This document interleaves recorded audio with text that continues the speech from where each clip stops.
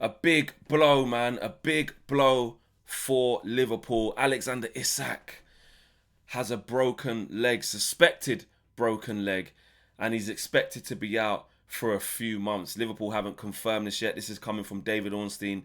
He says that the scans are pretty much going to reveal the extent of what's going on, and the scans poised to confirm the fears of a fracture to the left side. The recovery time is typically a few months. Does that mean it's the end of the season for Alexander Isak before his season's even got going? Let's be honest, he hasn't even really got going this season. And when your luck's not there, I mean, to break your leg whilst scoring as well. Whilst scoring, obviously Van der Ven comes across to try and block Isak's shot, is unsuccessful. The ball goes in, but Isak looks like he sustained a broken leg because of it. If it's a few months out, look, it's the end of December now, essentially. So let's say what, January, February, March would take him to 3 months. Then he needs to get back into training, having been a long time out, and it's bone. Might be another month after that. It's the best part of his season is probably going to be over. Now, you don't know how it's going to mend. You don't know how he's going to respond to it, etc., etc. It's a huge blow. It's a huge blow for him personally. It's a big blow for Liverpool because this is the guy that they want to get going as quickly as possible. This is the guy that they've spent all the money on. This is the British transfer record signing player, Alexander Isak, who, you know, up until now has not lived up to that price tag. So that's a blow from that sense that this is the player that they want. But at the same time, this is a player they've bought for many, many years. This isn't a player that they've bought for, just this second, and it hasn't worked just this second, so all of a sudden it's a monstrosity of a signing. He hasn't started off well. I get that. The scrutiny should be there and has been there because he costs so much money, and he's a Premier League proven player as well. He's been in this league for 3 or so years.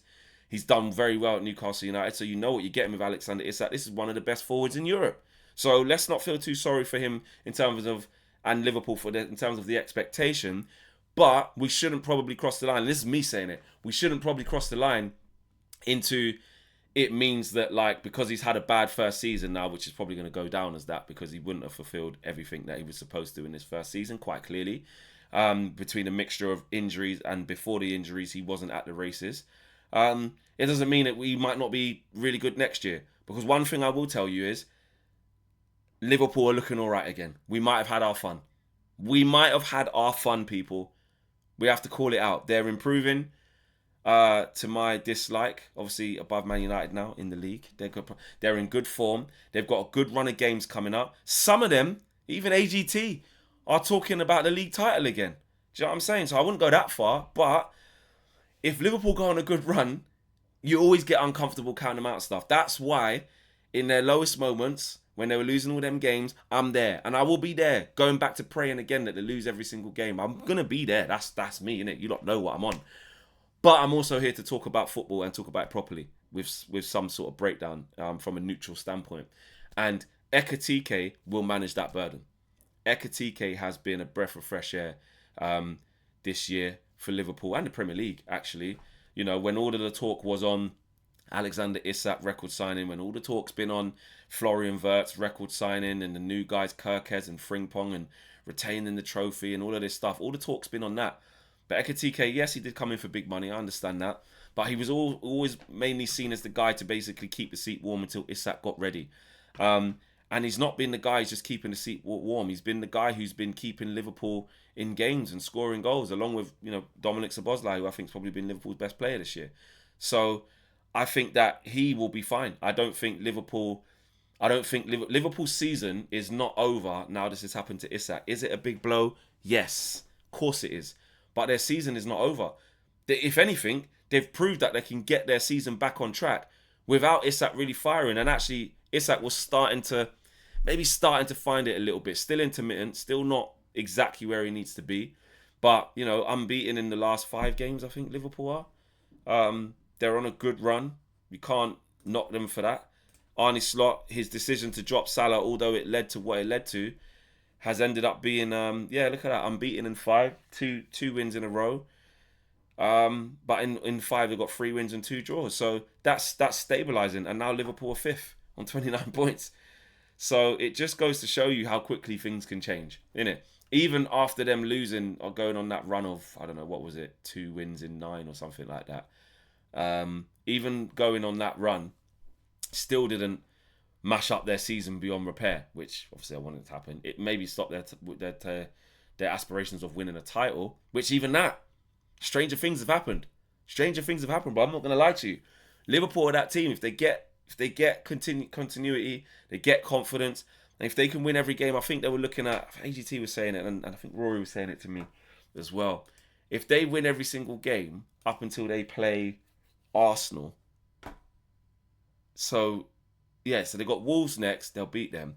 Liverpool at home, sorry, Leeds at home, after what happened away, drawing, they'll beat them at home. Fulham away is the one where you're like, interesting. And then they got to go to the Emirates, January the 8th. That's the one, isn't it? And Arsenal might drop a couple points before then. But who knows? It's a long way to go. There's going to be loads of twists and turns. Liverpool are still not the Liverpool of last year, but they're getting better. They're getting better.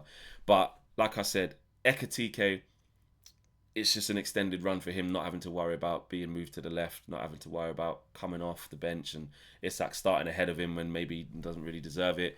It's Ekitike all the way, and you know what? That confidence he's going to get from that, I think is a big big plus. Is a big plus. He's going to get loads of confidence from doing that.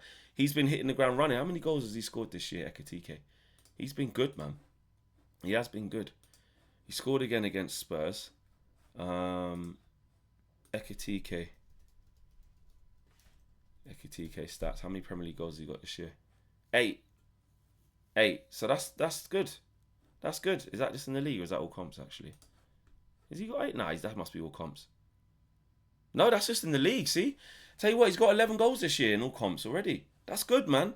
And he's played 16 in the league and scored 8. So he's scoring every other game essentially.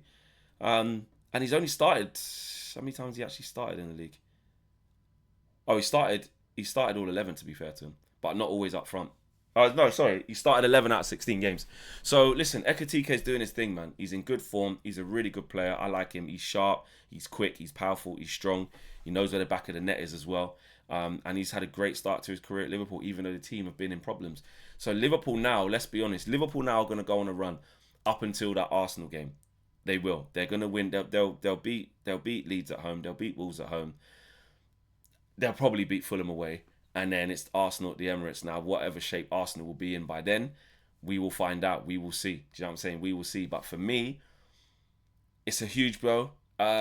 Isak being out. Wish him all the best, of course. But I don't think it derails Liverpool's season. I think it's just it's a blow because he's the record signing and you want him to be playing the games and get going. So it delays that. But Liverpool are about to find out the strength and depth that they have, really. Well, they already knew it. And we're going to see the strength and depth that they got, and they're going to be rewarded for, basically, that's why you do go and buy big players. You know what I mean? And many of them. We can look at it and say, why did they buy him? They needed that. They needed this. Not saying they didn't need Gahey. Of course they did. They tried to get him as well.